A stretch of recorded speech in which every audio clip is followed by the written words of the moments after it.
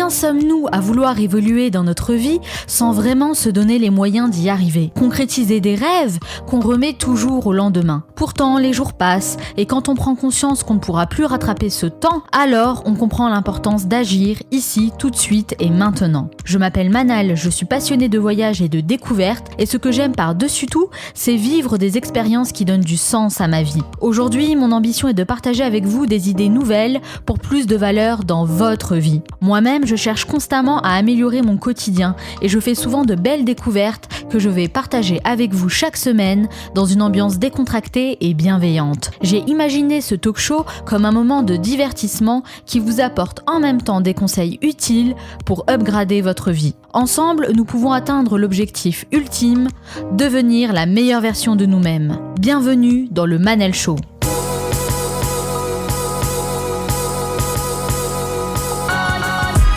Le Manal Show, c'est votre capsule inspirante pour devenir la meilleure version de vous-même. Chaque semaine, nous recevons des invités aux horizons différents et aux parcours inspirants qui partagent leurs conseils et leurs expériences. Vous avez maintenant l'habitude de me retrouver. Si vous aimez cette émission, alors n'oubliez pas de vous abonner sur iTunes et SoundCloud en cherchant le Manal Show pour me soutenir. Ça m'encourage beaucoup à continuer. Dans cet épisode, on va parler d'un sujet que vous m'avez beaucoup demandé. L'entrepreneuriat, un mot très à la mode qu'on entend partout dans les médias et qui donne envie à de plus en plus de personnes de tout quitter pour se lancer dans la création d'une entreprise. L'entrepreneur est souvent identifié comme libre et créatif, mais est-ce que ça correspond vraiment à la réalité du terrain? L'objectif de cet épisode est de vous donner des pistes concrètes pour vous lancer dans l'aventure entrepreneuriale en ayant les bons conseils à suivre pour réussir. Oussama Ammar, cofondateur de The Family, qui est d'ailleurs devenu une référence dans l'entrepreneuriat en France, a dit « On ne perd pas son temps en échouant, on perd son temps en ne faisant rien ». Si vous êtes attiré par l'entrepreneuriat et que vous souhaitez passer à l'action, cet épisode est fait pour vous. Dans la première partie, nous allons voir pourquoi et comment l'entrepreneuriat se développe en France et peut-être même casser les idées reçues sur l'image de l'entrepreneur. Puis je recevrai mon invitée, Émilie Borghesi, cofondatrice de la marque Moody's, qui va partager son expérience en tant qu'entrepreneur et nous dire tout ce qu'on doit savoir avant de se lancer dans l'aventure. Et dans la dernière partie, nous retrouverons nos chroniqueurs qui nous parleront de ce qu'il faut avoir vu, lu ou entendu. Je terminerai cette émission en vous donnant des conseils concrets qui vont vous aider à développer les qualités d'un entrepreneur qui réussit. Et comme Michael Jordan a dit, certains veulent que ça arrive, d'autres aimeraient que ça arrive, et quelques-uns font que ça arrive. Cette émission dure 50 minutes et pas une de plus, alors soyez attentifs, faites partie de ceux qui font que ça arrive, passez à l'action. Selon un sondage de l'IFOP, un Français sur deux estime passer à côté de leur vie. Ils ont envie de tout arrêter et de changer de vie. Un Français sur deux, c'est énorme. Peut-être que vous vous sentez aussi concerné. De nombreux salariés ne trouvent pas de sens à leur travail. C'était mon cas pendant des années. Je me suis demandé pendant longtemps quelle était ma vocation, alors que je savais pertinemment que j'étais douée dans de nombreux domaines et que j'étais capable de faire de grandes choses. Mais combien vont aller chercher leur vocation ? Comme d'habitude, je suis venue à votre rencontre dans la rue pour vous poser la question et savoir ce que l'entrepreneuriat vous inspire. Si je vous dis entrepreneur, ça évoque quoi chez vous ? L'esprit d'entreprendre quelque chose, de créer quelque chose. Ça évoque l'innovation, l'inventivité. Alors là, c'est l'entrepreneuriat, c'est l'initiative, la créativité, l'invention. C'est l'argent. Moi je travaille à la poste, je finis à 17h. Si je vous dis entrepreneur, ça évoque quoi chez vous ? Directement, c'est l'entreprise. C'est la manière de diriger une entreprise pour, bien sûr, pour faire des profits. Je sais pas, faillite. Très loin de là où je suis parce que je suis encore étudiant, du coup je me projette pas du tout. Du temps. Beaucoup de temps. Je sais pas ce que c'est, je peux pas vous répondre. Je dirais initiative, je dirais start-up. Prise de risque. Quelqu'un qui est dynamique et qui est prêt à entreprendre de nouvelles choses.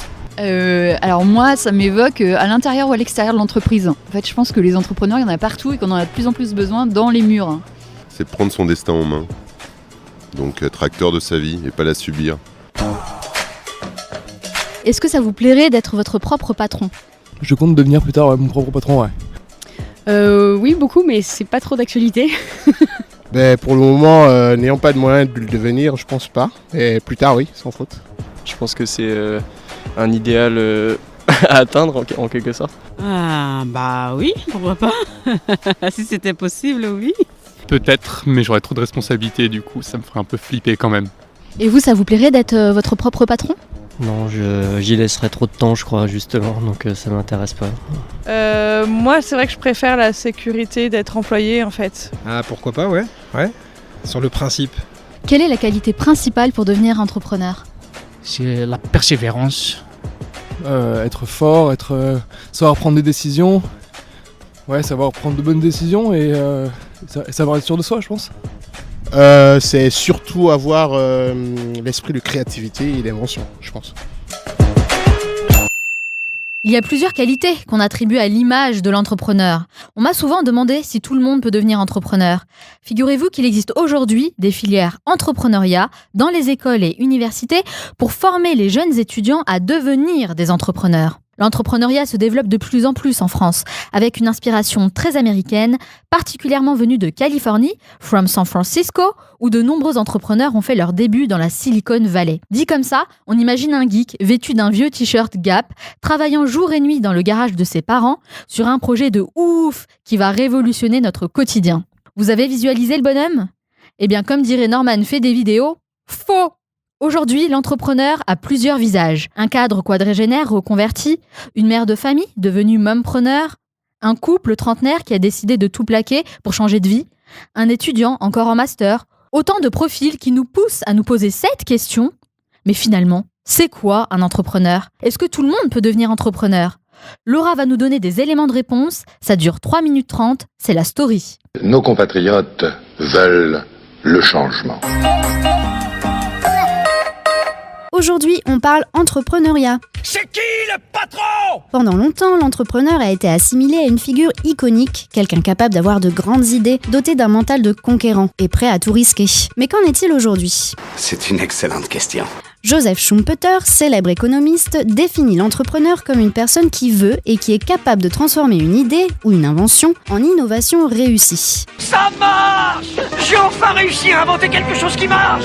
Et pour ça, il faut avant tout avoir une idée à potentiel, mais aussi de la détermination et de la confiance en soi. Car qui dit entrepreneuriat dit prise de risque, et des risques, il y en a beaucoup.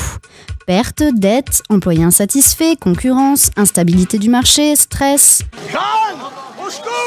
Mais de plus en plus de gens sautent le pas. En France, 554 000 entreprises ont été créées en 2016, ce qui la place première d'Europe dans la création d'entreprises. Le pays se classe aussi dans le top 100 des entreprises les plus innovantes au monde. Et selon le baromètre Envie d'entreprendre d'ID Invest, 34% des personnes interrogées créeraient leur propre structure si elles en avaient les moyens. Mais qui sont-ils exactement ? T'es qui toi ? Selon l'INSEE, ils ont en moyenne 38 ans et sont majoritairement des hommes, 70% contre 30% de femmes. Ils sont pour la plupart en activité, salariés, indépendants ou bien déjà chefs d'entreprise. Ils sont 40% à être au chômage et 9% sans activité professionnelle, étudiants, retraités, personnes au foyer. Malgré tout, il est évident qu'on peut entreprendre à n'importe quel âge et de plus en plus de seniors se prennent au jeu. On les appelle les silverpreneurs et comme leurs jeunes compères, ils se lancent avant tout par envie de vivre de leur passion, d'être enfin aux commandes. Ah oui, c'est vrai ça. Les juniors ne sont évidemment pas en reste. En 10 ans, le nombre de créations d'entreprises par les jeunes a triplé et les moins de 30 ans représentent actuellement 26% des créations. Leur motivation principale est de lier leur épanouissement personnel et professionnel, mais ils sont aussi nombreux à monter leur entreprise pour augmenter leur influence, se faire un nom, une image. Gabriel et Camille se sont rencontrées à l'université Paris-Dauphine et grâce au statut étudiant-entrepreneur, elles ont pu développer leur start-up en parallèle de leurs études. Elles forment alors le projet Nap & Up, un service qui permet de réserver des espaces de sieste flexibles et pratiques aux salariés d'entreprise. J'ai voulu dormir et j'ai fermé les yeux. Vous vous doutez bien qu'avec un concept pareil, elles font un carton. Et il semblerait que les domaines auxquels les entrepreneurs s'attaquent le plus en France soient la communication, les applis et technologies d'entreprise et la beauté santé. Pour ce qui est des secteurs porteurs pour entreprendre en 2017, on retrouve l'alimentation bio, les crèches privées ou encore les barbiers. Enfin, Catherine Léger-Jarniou, spécialiste de problématiques entrepreneuriales, nous rappelle les 3 points à retenir à propos de l'entrepreneuriat made in France. C'est avant tout une attitude, l'entrepreneuriat est d'abord une façon d'être. Je suis le patron. Un territoire propice, il ne faut pas oublier que la France a le record du nombre de créateurs d'entreprises, et aussi un déficit féminin. Il y a encore trop peu de femmes entrepreneurs, même si la tendance évolue. En bref, vous l'aurez compris, entreprendre est en vogue et à la portée de tous. Si vous aussi, une idée s'est implantée dans votre tête, pourquoi ne pas tenter l'aventure ? Et comme vous le répète souvent Manel, passez à l'action. Vous pouvez être fier de vous. Oui, c'est vrai, Laura, que je vous le répète toutes les semaines. Passez à l'action, parce que c'est la seule façon de ne pas avoir de regrets plus tard. Être entrepreneur, je pense que ça passe avant tout par le désir de devenir entrepreneur de sa vie. Ça a été mon cas quand j'ai décidé de tout plaquer et que j'ai quitté le monde de l'entreprise où j'avais une place assez confortable pour me lancer dans le monde de l'entrepreneuriat où j'avais tout à construire. À cette époque, j'ai lu une citation d'un entrepreneur indien, Dhirubhai Ambani, qui disait « Si vous ne suivez pas vos rêves, quelqu'un d'autre va vous embaucher pour que vous l'aidiez à construire le sien. » Waouh! Cette phrase a fait écho en moi. Je ne pouvais plus imaginer me réveiller le matin et faire comme si de rien n'était. Au fond de moi, j'ai su que j'ai toujours voulu créer un projet qui m'appartienne et qui me ressemble. Selon moi, devenir entrepreneur, c'est un peu comme un sportif qui se prépare aux Jeux Olympiques. Ça demande beaucoup de volonté, de la régularité, de la motivation et de la passion. Je dois vous dire une chose importante, l'entrepreneuriat, c'est pas le monde des bisounours. En général, c'est une aventure certes hyper enrichissante, mais aussi très difficile à un certain moment, et on doit se préparer continuellement à faire face aux nombreux défis qui nous attendent. Échecs, solitude, démotivation, fatigue, stress, pour n'en citer que quelques-uns. C'est pourquoi de nombreux organismes se créent en France pour accompagner les entrepreneurs dans leur business, mais aussi sur le plan personnel, parce qu'il faut avoir un mental d'acier pour endosser les responsabilités que ça implique. J'en connais pas mal sur le sujet, car c'est un milieu dans lequel j'évolue depuis 3 ans et où je suis amenée à faire des conférences et des ateliers assez régulièrement. Xavier Niel, fondateur de Free, a dit « Un entrepreneur est plus capable de changer le monde qu'un politique ». C'est vrai qu'il y a plusieurs mots qu'on attribue à l'entrepreneur, comme l'innovation, la créativité, la prise de risque, le dynamisme ou encore les nouvelles technologies. Autant de vocabulaire qui donnent du power à l'entrepreneur nouvelle génération, prêt à s'accomplir dans un projet qui le passionne. C'est justement ce type de profil que j'ai recherché pour l'épisode d'aujourd'hui et j'ai découvert une équipe dynamique de 3 jeunes entrepreneurs français qui ont créé ensemble une entreprise à fort potentiel, Moodyz. C'est avec la soif de savoir que je vais accueillir mon invitée de marque, Émilie Borghesi, la cofondatrice de Moodyz, qui va partager son parcours entre Paris et Miami dans la 2e partie qui s'annonce fraîche et vitaminée. Restez avec moi.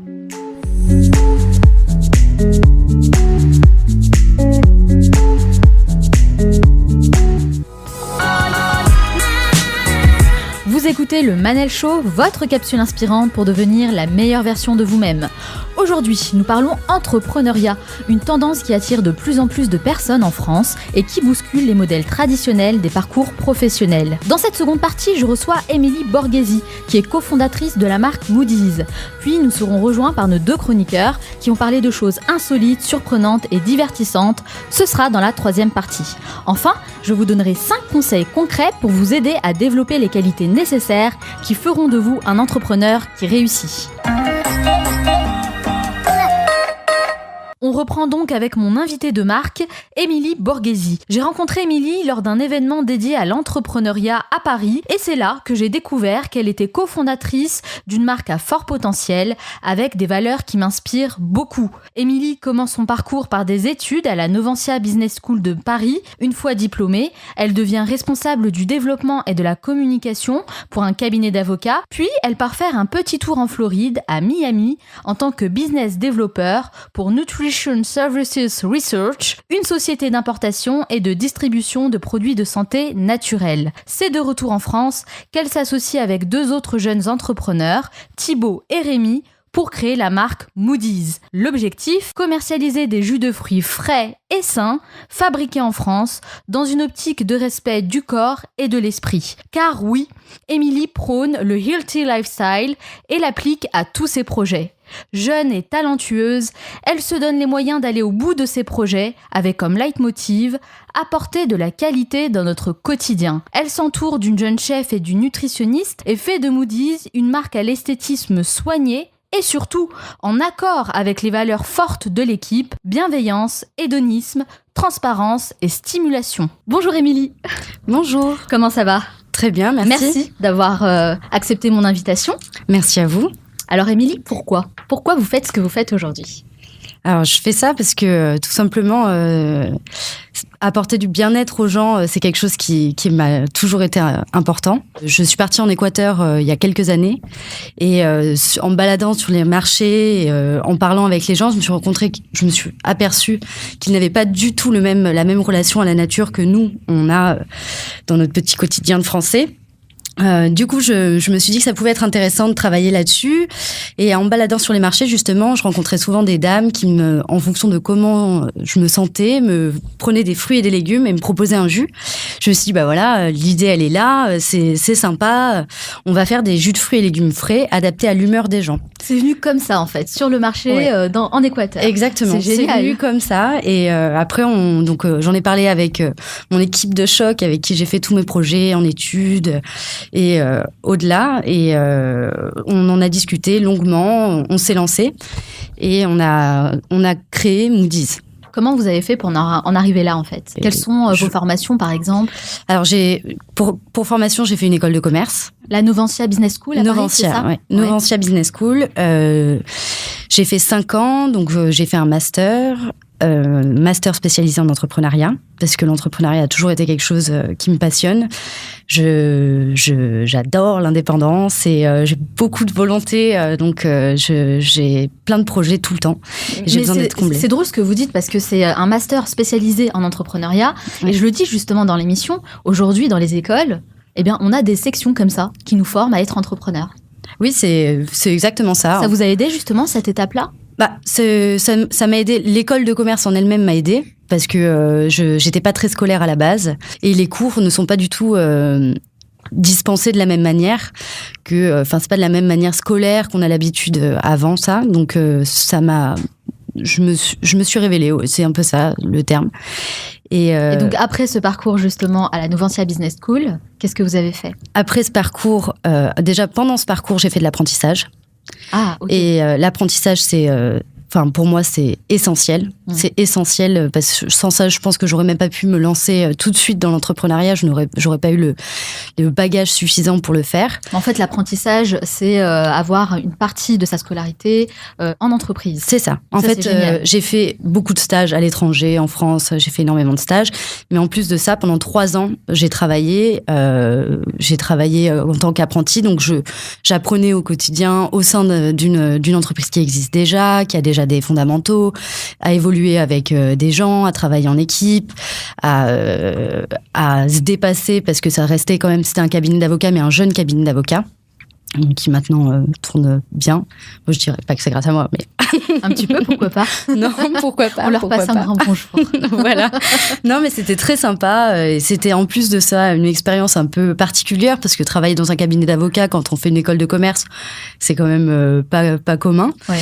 Mais non, très formateur en tout cas. D'accord. Alors aujourd'hui, vous êtes entrepreneur. C'est quoi pour vous la définition de l'entrepreneuriat? Pour moi, il n'y a pas vraiment de définition de l'entrepreneuriat. La seule chose, c'est de se lancer. Et à partir du moment où on se lance, on est entrepreneur, en fait. Aucun entrepreneur n'est pareil, aucun entrepreneur ne fait la même chose et peut être considéré comme entrepreneur. En fait, toute personne qui entreprend, donc qui fait un pas. Pour moi, tout le monde peut devenir entrepreneur. Il faut juste avoir beaucoup d'énergie à dépenser et très peu d'heures de sommeil.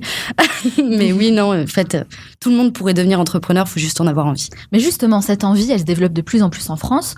On voit vraiment énormément d'entrepreneurs, on entend parler d'entrepreneuriat beaucoup, dans les médias, un peu partout. Ça donne envie aux gens.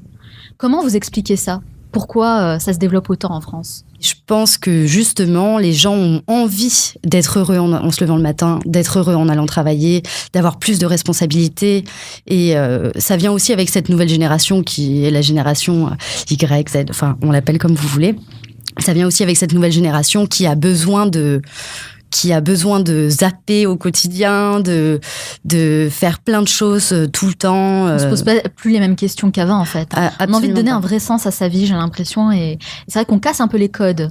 Je pense que c'est exactement ça. On casse les codes et surtout, on se fait davantage confiance. On fait moins confiance à quelqu'un qui est au-dessus de nous. Et on se dit, pourquoi ce serait pas moi? Vous avez une famille d'entrepreneurs? Vous venez d'une famille d'entrepreneurs? J'ai un papa entrepreneur. Voilà. Donc il y a déjà un modèle d'entrepreneur dans la famille. C'est quelque chose qui vous a aidé, ça ? Je pense que oui. Après, sa société est très, très différente de la mienne et il m'apporte peu de soutien, disons, pécunier ou autre, mais par contre le soutien moral, ça c'est très important. C'est hyper important, et que ce soit mon copain, mes amis, ma famille, j'ai toujours eu ce soutien-là, et aussi de mes associés, puisque j'ai entrepris en équipe, j'ai pas entrepris toute seule. Alors vous l'avez dit, vous avez cofondé la marque Moody's. Ouais. C'est quoi l'objectif de cette marque ? Qu'est-ce que c'est ? C'est un peu le même objectif que le Manal Show. C'est en fait de transmettre du bonheur aux gens, ça c'est la priorité. Et ça passe par justement satisfaire leurs humeurs. Donc on s'est lié avec une super chef, vraiment Natacha Collet, qui travaille essentiellement le végétal, qui travaille que du végétal, qui a son service traiteur qui s'appelle Sérénité Végétale, à côté de ça, et qui nous aide tout le temps pour l'élaboration de nos recettes, pour que ce soit très bon gustativement. Et ensuite, pour que ça réponde aux humeurs des gens, on travaille avec Caroline Gérardin, qui est diététicienne nutritionniste, et qui, elle, fait en sorte que ça corresponde aux humeurs qu'on met en avant, qui sont Booster, Dreamy, Lovely ou Relax. Ah, c'est la question que j'allais poser. C'est marrant, ça. En fait, si j'ai envie de me sentir relaxée, j'ai le jus adéquat avec les bons nutriments, les bons ingrédients. Ouais. Mais en fait, comme je parlais de l'Équateur tout à l'heure, je peux vous demander comment vous vous sentez. Et en fonction de ça, j'ai 4 humeurs. Donc, Booster, Dreamy, Lovely, Relax. Vous choisissez une humeur et ça va tendre vers quoi vous avez envie de vous sentir. Alors, Moody's, c'est aussi, avant tout, une équipe de 3 personnes. Oui. Donc, il y a vous, Thibaut et Rémi. Exactement. Comment vous êtes rencontrés tous les 3 ? Sur les bancs de l'école. Les bancs de l'école. Et sur les bancs de l'école, on a entrepris beaucoup de projets ensemble. On a fait pas mal d'associations, le bureau des élèves. Vous êtes liés d'amitié, en fait, avec eux ? Ouais, on est liés d'amitié et on sait surtout qu'au niveau du travail, on est très complémentaires. Mais justement, est-ce que c'est pas un peu risqué de lancer un projet entrepreneurial avec des gens qu'on considère comme des amis ? Est-ce que ça peut entraver un peu les relations qu'on a avec eux ? Ça peut, je pense que oui, ça peut être risqué. Maintenant, comme je disais, c'est pas la première fois qu'on entreprend ensemble. Donc, il vous arrive parfois de vous disputer, d'avoir des mésententes ? On est comme un vieux couple, hein. À 3. À 3, voilà. Mais oui, on est comme un vieux couple. Mais non, c'est jamais vraiment méchant, hein. Comment vous faites pour gérer ça ? Mais tu n'as pas fait la vaisselle, voilà. Ça va, c'est gentil. Ça va. Oui, je pense que voilà. Et quand il y a des petites tensions, comment vous faites pour régler ça ? On communique énormément. On communique énormément et c'est vraiment des tensions mineures, quoi. Et dès qu'il y a ne serait-ce qu'un soupçon de tension, on va percer l'abcès tout de suite. Mais vous êtes 3. À un moment donné, il y a sûrement des instants où vous n'êtes pas forcément d'accord, surtout quand il faut prendre une décision. Qui a le dernier mot ? On fonctionne à la majorité. Ça, c'est l'avantage d'être 3, parce que quand on est 2, c'est un peu plus compliqué. Non, on fonctionne à la majorité et sur les décisions essentielles qu'on a eues jusqu'à présent, on était d'accord. Donc, c'est bien. Pour ça, il n'y a pas trop de problèmes. Et s'il y a un désaccord, avec encore de la communication et un peu de temps, ça finit toujours par se régler. Alors, j'ai vu que vous aviez fait une petite escale en Floride, à Miami. Qu'est-ce que ça vous a appris là-bas ? Vous êtes revenu, du coup, vous avez lancé votre projet tout de suite après. Quels enseignements vous en avez tirés là-bas en Floride ? La culture qu'il y a à Miami, c'est la culture du corps. Les gens font du sport tout le temps, font attention à ce qu'ils mangent. Bon, même si ça reste les États-Unis, je pense que faire attention là-bas, c'est pas la même chose que faire attention ici. Mais je me suis rendu compte que de l'envergure qu'il pouvait y avoir autour de l'alimentation saine. Et c'est une autre notion aussi de comment on travaille, du management, c'est encore autre chose aux États-Unis. Tout est beaucoup plus rapide, tout va plus vite et tout le monde est 10 fois plus investi, mais aussi tout le monde peut lâcher 10 fois plus vite en un claquement de doigts. Personne n'est plus là le lendemain. Enfin, tout va plus vite là-bas et c'est une autre énergie. Ah ouais. Il y a beaucoup d'entrepreneurs qui passent par les États-Unis avant de lancer leur projet, qui leur donnent envie justement de se lancer dans l'entrepreneuriat. Alors, on connaît les entrepreneurs à la Silicon Valley. Vous étiez en Floride. Est-ce que vous pensez que c'est un passage intéressant, voire important à mettre en place, les États-Unis ? Je dirais pas que c'est les États-Unis qui sont intéressants. Je dirais que c'est voyager qui est important. parce qu'on a autant à apprendre dans un pays comme l'Amérique latine ou l'Afrique que les États-Unis. Après, tout dépend du business, encore une fois. Si vous montez une boîte techno, évidemment, il faut absolument passer par la Silicon Valley. Ça peut être hyper intéressant pour le travail, mais non, je pense qu'on apprend des autres en permanence et on apprend d'une autre culture que n'importe laquelle, ça peut vous apporter quelque chose. Alors je le disais tout à l'heure, vous êtes assez jeune, vous avez 24 ans, presque 25, c'est ça ? C'est exactement ça. C'est un peu aussi la moyenne d'âge dans votre équipe avec Rémi et Thibaut. Est-ce que vous pensez justement que c'est un avantage de se lancer dans l'entrepreneuriat en étant aussi jeune ? On n'a rien à perdre. Ça, c'est le plus gros avantage qu'on a, c'est qu'on n'a absolument rien à perdre. On a tout à gagner. Et en plus, on est plein d'énergie à revendre. Donc, je pense que oui, ça peut que nous aider de le faire à notre âge. Après, il y a d'autres avantages à le faire plus tard. Ou plus tôt. Il y a toujours du bon et du mauvais. Mais pour le moment, je ne vois pas trop de mauvais dans le fait d'entreprendre jeune. Lesquels, par exemple, avantages à commencer plus tard ? Commencer plus tard, les moyens financiers. Oui, c'est vrai. Voilà, on a commencé avec 6 000 €. Ah oui, d'accord. Au tout début, on s'est lancé avec 6 000 €. Vous étiez 3. Oui. Donc en plus, après, c'est un produit qu'on vend. Donc, ça nous a permis de développer le produit, de faire les premiers tests. Après, on a eu beaucoup de chance parce que le laboratoire, on nous le prête. Enfin, voilà, on est très débrouillard. Quand on est entrepreneur, on connaît un peu le système D. Hein. Ah oui, c'est exactement ça. Et du coup, on s'est lancé avec nos petits sous. L'avantage d'avoir fait de l'apprentissage, c'est quand même qu'on peut toucher des aides de l'État, donc à savoir le chômage pendant toute la période de vos débuts, en tout cas. On vous accompagne là-dessus, on vous accompagne sur vos formations. Le fait d'être jeune aussi, on n'est pas pris de la même manière on n'est pas perçu de la même manière par les gens. Les gens ont toujours tendance à vouloir davantage vous aider parce que vous êtes des petits jeunes et vous venez de vous lancer. Ah, c'est vrai, il y a une certaine bienveillance envers vous. Vraiment, il y a une bienveillance énorme, même à travers des business qui sont plus matures que les nôtres, mais avec des personnes tout aussi jeunes. Mais est-ce qu'on vous prend au sérieux quand même, malgré votre âge ? Est-ce que vous êtes crédible ? On n'a jamais, en tout cas, nous, on a toujours été très sérieux dans notre travail. Donc, nos clients, même s'ils ont peut-être fait l'effort au début de nous faire confiance, maintenant, je pense qu'ils ne regrettent pas. Et c'est là toute la différence, c'est qu'après, on se fait une petite réputation, les gens en parlent autour d'eux et petit à petit, on se développe. Et vous faisiez une idée un peu de l'entrepreneuriat ? Vous aviez une idée en tête ? J'avais l'image start-up, baby-foot... C'est pas du tout le cas pour nous parce que on a fait quand même un incubateur. On était au School Lab dans le Sentier. Pendant 4 mois, on a fait le programme accélération de Pépite Starter. Et on s'est fait accompagner du coup pendant vraiment nos 4 premiers mois à se développer, à se remettre en question sur nos problématiques. Et puis très vite, on n'avait plus le temps d'aller à l'incubateur. On est passé tout notre temps dans nos locaux, dans notre cuisine, à presser des jus. Donc on s'est défait un peu de ce monde de l'entrepreneuriat. Est-ce que vous pensez que c'était quelque chose d'important ? Ça vous a apporté des choses ? C'était bien ? Oui, ça nous a mis un pied à l'étrier.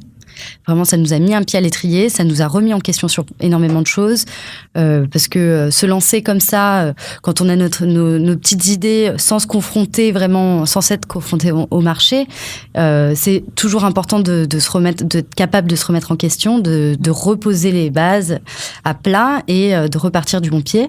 Donc nous, vraiment, on l'a fait dès le départ et ça nous a beaucoup aidé. Et encore une fois, cet incubateur, voilà, c'est un réseau. C'est un réseau énorme. C'est parler avec des gens qui font même des startups qui n'ont rien à voir avec nous, mais qui au final ont des idées qui sont très bonnes, une logistique qui est meilleure que la nôtre, enfin des choses, on peut sans cesse s'améliorer et on peut sans cesse s'améliorer uniquement si on se confronte à nos problèmes. Aujourd'hui, est-ce qu'il y a quelque chose qui vous angoisse dans le fait d'être, entre guillemets, votre propre patron ? Oui, ça m'angoisse, j'ai peur de l'échec. Je veux pas. J'ai peur de l'échec. J'ai peur de l'échec pour moi, mais j'ai peur de l'échec pour les autres aussi. J'ai pas envie de décevoir les gens. J'ai pas envie de décevoir mes associés. J'ai pas envie de. Voilà. D'ailleurs, surtout pour les autres. Le regard de l'autre est important. Qu'est-ce qui vous plaît le plus aujourd'hui dans votre travail ? La liberté. Je crois que je l'ai déjà dit tout à l'heure, mais c'est vraiment la liberté. qui me plaît le plus, c'est la liberté. On est toujours dépendant de quelqu'un, hein. Je suis pas totalement libre. Pour moi, satisfaire mon client est tellement important qu'au final, je suis dépendante de mes clients. Mais c'est quelque chose qui revient souvent, la liberté, hein, chez les entrepreneurs. Ouais, c'est la liberté, l'agilité, c'est ce dont on parlait tout à l'heure. Mais vraiment, c'est se dire que demain, je veux complètement changer d'idée, je peux encore le faire. Et humainement parlant, qu'est-ce que ça vous apporte à vous personnellement en tant qu'Émilie, jeune femme, voilà? De la sagesse? Non, c'est pas vrai. C'est pas vrai? Si, un petit peu de sagesse. On gagne en maturité, non? Oui. Quand on gère ce genre de projet à 24 ans. Je pense que j'ai grandi, ouais. J'ai grandi, pas en taille, non, je fais toujours je suis toute petite. Oui, on parle bien de maturité, là. Mais oui, en maturité, ouais, non, j'ai grandi et je pense que si demain l'aventure Moody's, s'arrête, ce que j'espère vraiment pas, hein, mais si demain l'aventure Moody's s'arrête, j'aurais appris énormément de choses et au niveau au niveau du travail, je me fais pas trop de soucis. Alors, la journée d'un ou d'une entrepreneur, c'est une journée en général qui est bien chargée. C'est quoi la journée type d'Émilie Borghesi? Alors, la journée type, j'ai peur d'effrayer les gens en disant ça. Je me lève vers 4h, 4h30. 4h30 du matin? Voilà. Ah, d'accord. Même aujourd'hui? Oui. Même avant de venir nous voir? Oui. Ok. Je vais au laboratoire presser les jus que nous livrons ensuite. Et après, je fais la journée type. J'essaye de manger dans ma journée. J'essaye de manger, mais sinon, non. C'est de la prospection commerciale, c'est du développement, du réseautage.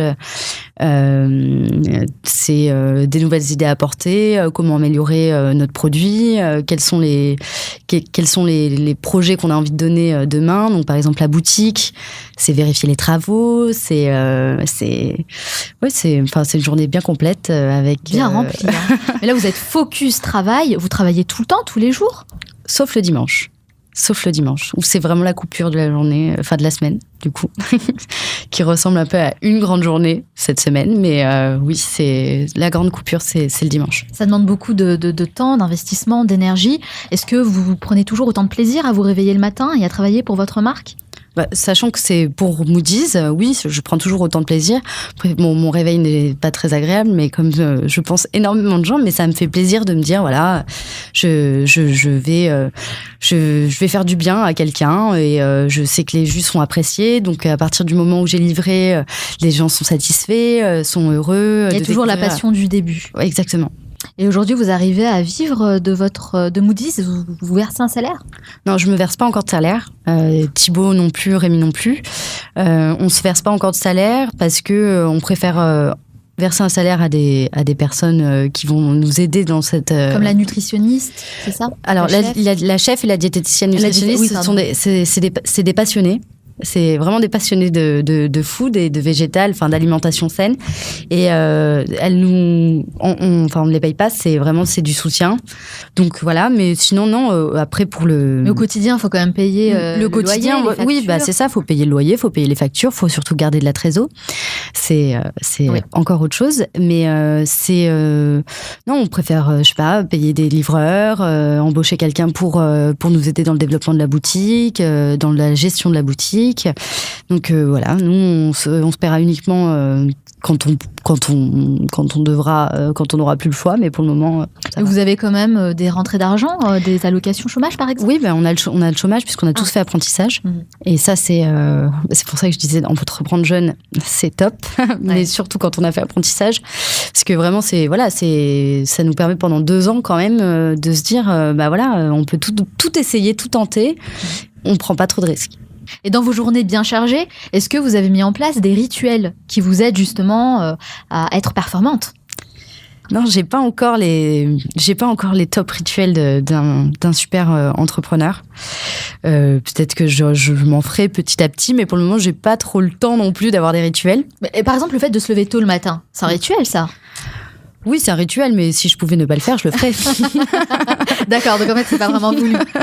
Voilà, c'est plutôt oui, non. Enfin, après, le rituel, c'est d'avoir le sourire, quoi. Pour moi, mon rituel, c'est de sourire rituel, tous les jours, même si je suis la positive attitude. C'est essentiel. Il faut penser comme ça. Il faut sourire, que ce soit à ses associés qu'on n'a pas envie de voir forcément à 4h30 du matin quand on n'est même pas encore maquillé, mais voilà, sourire tout le temps, ça c'est un beau rituel, ouais. Alors, Émilie, nous dans cet épisode, moi ce que j'aimerais c'est vraiment partager un maximum de conseils, de tips pour les gens qui nous écoutent et qui aimeraient se lancer dans l'entrepreneuriat.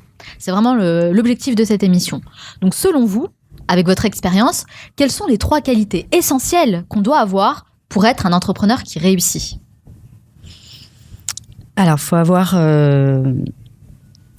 la persévérance, de la curiosité, parce que la curiosité c'est essentiel. Ça vous permet de mieux comprendre votre marché, de mieux comprendre vos clients et d'innover. Et la dernière, je dirais l'envie. Avoir envie. Avoir envie. Voilà. C'est magnifique. Merci Émilie. Merci à vous. Alors j'ai un petit rituel à la fin de chaque interview. Je pose une série de questions rafales. Il faut répondre le plus spontanément possible, sans trop réfléchir. Il n'y a pas de piège. L'idée, c'est de pouvoir mieux apprendre à vous connaître. Ça dure 1 minute 30. Est-ce que vous êtes prête ? Oui. C'est parti. Quelle est la première chose que vous faites en vous levant le matin ? Une douche, une bonne douche.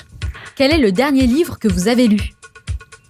Un livre sur les jus de fruits. Quelle est votre plus grande peur ? L'échec. Quel est votre jus préféré ? C'est le Dreamy. Le Dreamy à la fève de tonka. Quel animal vous représente le mieux ? Le loup. Selon vous, qui incarne le mieux le mot réussite ? Toutes les personnes qui essayent d'entreprendre incarnent la réussite. Quelle application utilisez-vous le plus ? Instagram. Quel est le lieu où vous aimez aller pour vous ressourcer ? La mer. La mer. Enfin, l'océan, plus que la mer d'ailleurs. Quel est votre film ou documentaire préféré ? C'est Little Miss Sunshine. Quelle est la mauvaise habitude dont vous aimeriez vous débarrasser ? Mon côté capricieux. Quelle est la chose à laquelle vous croyez et que les autres considèrent comme une folie ? Moody's à l'international. Qu'est-ce qui vous agace le plus dans la vie ? Le mensonge. Je déteste les menteurs. Quel livre offririez-vous en premier ? Je sais plus son nom, c'est un livre sur les arbres. Faut que je le lise justement, donc je l'offrirai aussi, comme ça fera d'une pierre deux coups. Quel est votre plus grand regret ? J'ai pas de regret, je suis pas dans le passé, je l'ai dit un peu plus tôt, mais voilà, j'ai pas de regret. Et votre plus grande fierté ? Ma société. Selon vos proches, quelle est votre plus grande qualité ? Je suis attachante. Selon vous, quel est votre plus grand défaut ? Justement, cette attachante. Voilà. Quelle musique vous rend joyeuse ? En ce moment, j'aime beaucoup Ed Sheeran. Je sais pas si je devrais le dire d'ailleurs, c'est pas terrible. Alors merci Émilie d'avoir répondu à mes questions. On peut retrouver votre marque Moody's ? Oui. Sur votre site ? Sur Moody's.fr. Donc Moody's.fr, bientôt dans la nouvelle boutique, donc qui sera à 82 rue Blanche, qui normalement devrait ouvrir avant dans 1 mois, mais vous pouvez tout suivre sur les réseaux sociaux, donc Facebook, Instagram, Twitter aussi, et LinkedIn, si on a des offres d'emploi très prochaines. Merci beaucoup en tout cas Émilie. Je vous souhaite beaucoup de succès dans vos futurs projets. Merci beaucoup. À bientôt. À très bientôt. Je vais accueillir nos 2 chroniqueurs qui, eux aussi, vont nous apporter des solutions concrètes pour adopter une vie plus saine. On se retrouve dans quelques minutes. Restez avec moi.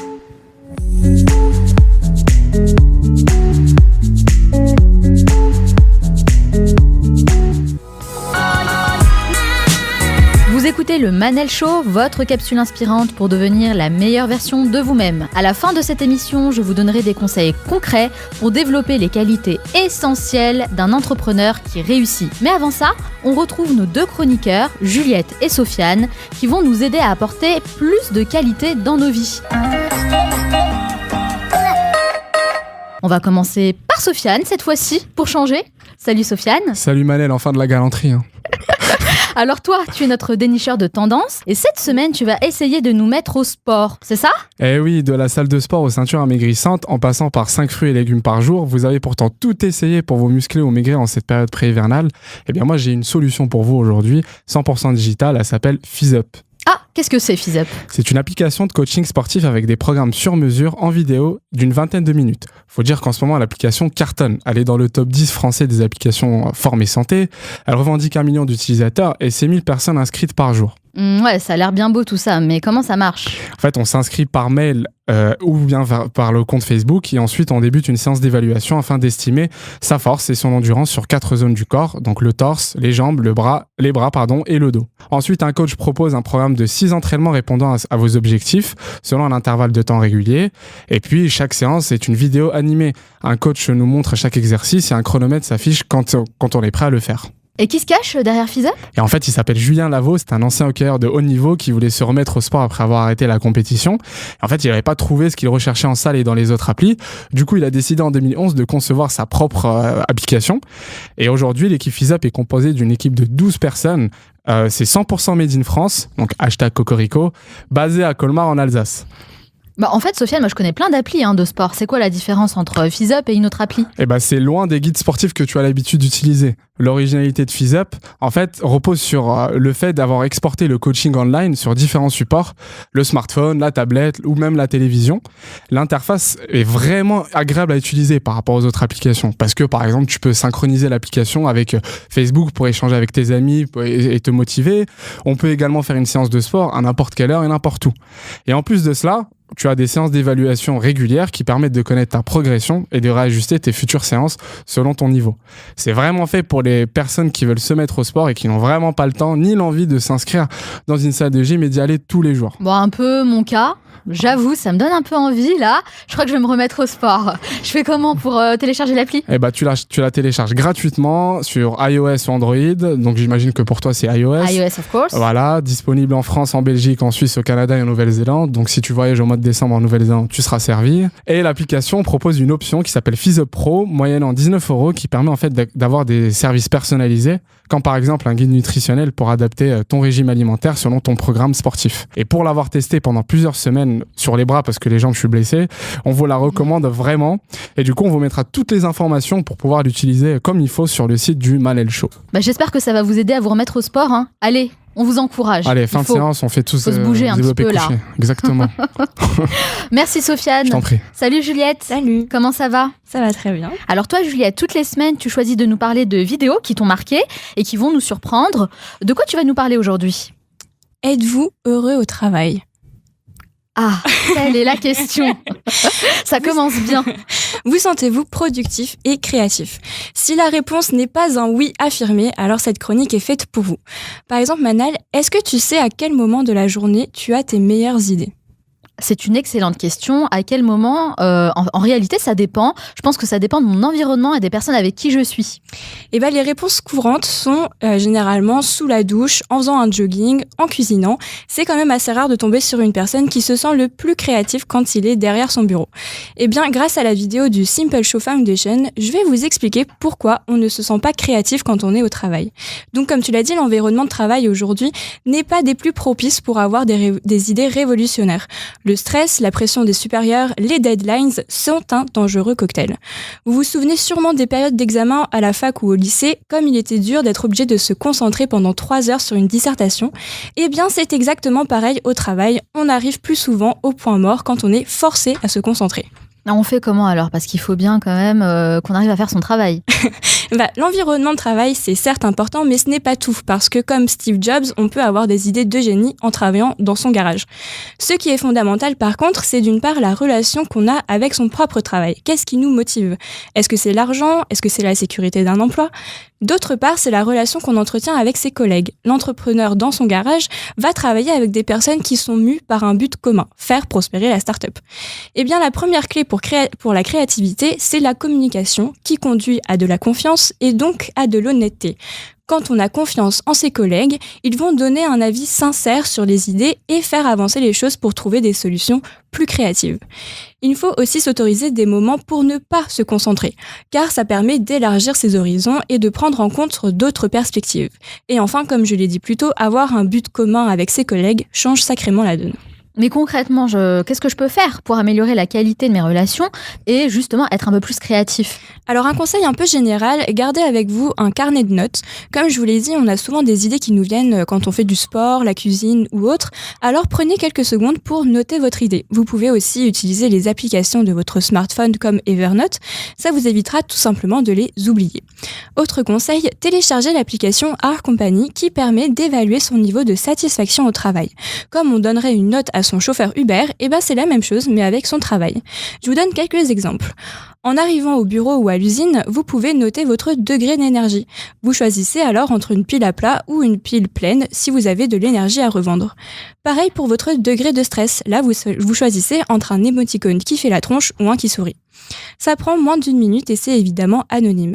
Il y a des questions plus approfondies comme vous arrive-t-il de pleurer au travail, vous sentez-vous intégré dans votre équipe ou encore votre responsable est-il disponible.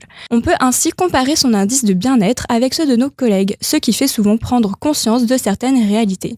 Ensuite, la note globale est accessible à tous et surtout aux dirigeants. C'est un peu comme une météo des entreprises. Il faut savoir qu'un employé heureux est 3 fois moins absent et 15% plus productif. Contrairement aux entreprises qui mettent en place des journées en chaussettes ou comme au Japon où on peut venir avec son chat au travail, selon un sondage IFOP, les salariés demandent tout simplement un sourire, un compliment, qu'on leur dise bonjour et au revoir, bref, rien qu'on ne puisse pas faire. En fait, on a besoin de choses basiques. Tout simplement. Alors soyez heureux et libérez votre créativité. Merci en tout cas à tous les deux pour vos chroniques super enrichissantes. On vous mettra évidemment tous les liens, toutes les références sur le site du manalshow.com. On se retrouve la semaine prochaine. Yes. On arrive à la fin de cette émission et comme promis, je vais vous donner 5 conseils concrets pour développer des qualités essentielles d'un entrepreneur qui réussit. Are you ready? Yes. Conseil numéro 1, être passionné. Ça tombe sous le sens, mais je vais quand même le dire. C'est impossible de réussir dans un domaine que vous détestez. L'entrepreneuriat nécessite un engagement fort, beaucoup de travail, d'investissement de temps, d'argent et d'énergie. Alors il faut aimer ce qu'on fait, sinon on ne peut pas aller jusqu'au bout. J'aime bien prendre la métaphore du couple. Dans l'entrepreneuriat comme en amour, vous allez être en colère, frustré, joyeux. Il faut donc être amoureux pour que la relation perdure. Conseil numéro 2.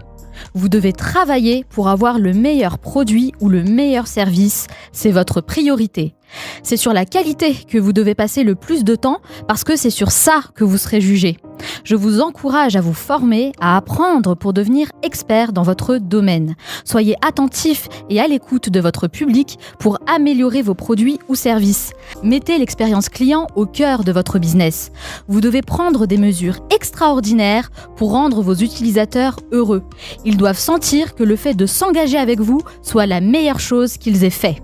Conseil numéro 3, s'entourer des bonnes personnes. J'en parle toujours lors de mes conférences, votre environnement est l'une des clés de votre réussite. Forcez-vous à créer un environnement positif avec des personnes qui vont vous tirer vers le haut et auprès de qui vous allez trouver de l'inspiration. Et pour bien s'entourer, il faut s'assurer que tous vos associés sont là dans le même but, qu'il y a une envie, une mission commune. Au sein de votre équipe, entourez-vous de personnes motivées, prêtes à évoluer et à s'investir dans la réussite de votre projet. Conseil numéro 4, priorisez. Lorsqu'on lance un projet entrepreneurial, on a tendance à passer un temps fou sur des choses qui ne sont pas essentielles à la réussite du projet. Un bon entrepreneur doit avoir le sens de l'organisation. Un projet entrepreneurial demande des compétences mais aussi du temps. Le temps est une ressource qu'il faut apprendre à gérer. Un bon entrepreneur sait comment s'organiser pour être plus efficace. Si cette thématique vous intéresse, je vous invite à écouter l'épisode sur l'organisation et la productivité où je vous donne des conseils concrets qui vont vous faire gagner beaucoup de temps. Conseil numéro 5. Commencez petit et voir grand. Commencez petit et n'ayez pas peur de mettre la main à la pâte. Optimisez votre budget en évitant les dépenses superflues. Bien sûr, il va vous arriver d'échouer et c'est une bonne chose. Plus vous connaîtrez des échecs, plus vous allez acquérir de l'expérience et devenir un meilleur entrepreneur. Winston Churchill a dit « Le succès, c'est se promener d'échec en échec tout en restant motivé ». Voir grand parce que tout est possible. Ayez une vision à long terme de votre projet et n'ayez pas peur de vous projeter dans 5, 10, 15 ans en imaginant le succès de votre entreprise. Et enfin, le meilleur conseil que je pourrais vous donner, c'est lancez-vous. N'attendez pas d'avoir le projet idéal, un super logo et un site internet au top. Vous risquez de toujours repousser vos projets au lendemain. La différence entre une personne qui réussit et une personne qui ne réussit pas, c'est tout simplement l'action. Agissez, passez à l'action. C'est le message que je vous transmets toutes les semaines parce que vous êtes seul à pouvoir prendre votre vie en main. J'espère que ces conseils vont vous aider à réaliser tous vos projets et vous lancer dans l'entrepreneuriat. Et n'oubliez pas, ne restez pas passif, passez à l'action. Retrouvez le podcast de cette émission sur lemanalshow.com. Et si cette émission vous a plu, vous pouvez vous abonner sur iTunes et SoundCloud en cherchant Le Manal Show. Vous êtes de plus en plus nombreux à me rejoindre et ça m'encourage beaucoup à continuer. Nous, on se retrouve la semaine prochaine pour un nouvel épisode. D'ici là, on reste en contact sur la page Facebook du Manal Show. Ciao!